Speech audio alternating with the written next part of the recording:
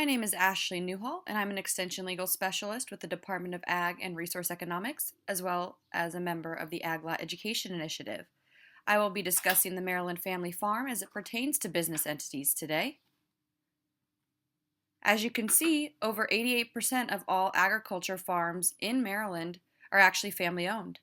This is in alignment with the rest of the United States in that many farms are family owned. So what is a family farm in Maryland? The Maryland Code actually defines this and says that a family farm must encompass each of the following. A family farm is a domestic entity which owns, or within 1 year after filing articles of incorporation, articles of organization, or a certificate of partnership, will own or take control of property qualifying for agricultural use assessment. What this means is that the state government will actually qualify the land as an agricultural use. The entity must own only agriculturally or residentially assessed real property and personal property used for agricultural purposes, or alternatively owns only personal property that is used for agricultural or agricultural marketing purposes. The entity must also be controlled, managed, and operated by one individual who has an equity interest in the entity, or two or more individuals who have an equity interest in the entity and who shares its assets and earnings.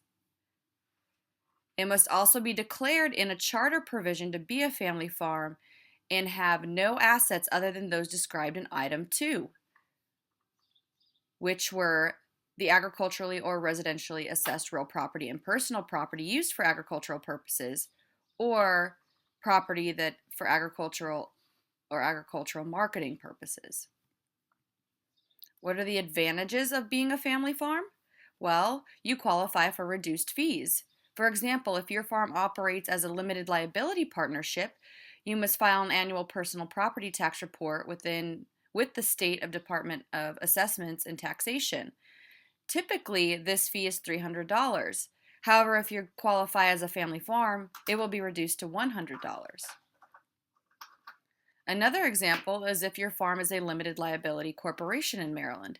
It must file an annual report and personal property tax return each year and pay a fee of $300 in addition to any personal property tax. Again, if you qualify as a family farm, you only pay $100 for this fee. And lastly, every corporation in Maryland, LLC, LLP, or limited partnership doing business must file an annual personal property report with the SDAT by April 15th each year. Again, this is reduced from $300 to $100 for family farms.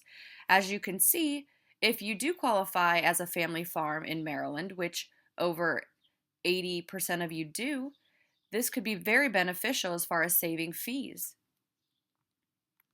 If you would like to see more information, you can check out the ALEI UME publication from myself and Paul Goringer at the website listed at the bottom of this slide. This publication addresses all and many of the business entities available to you, even if you are not a family farm. Thank you for listening today. You can reach me at my phone number at 301-458-5125 and my email anewhall@umd.edu.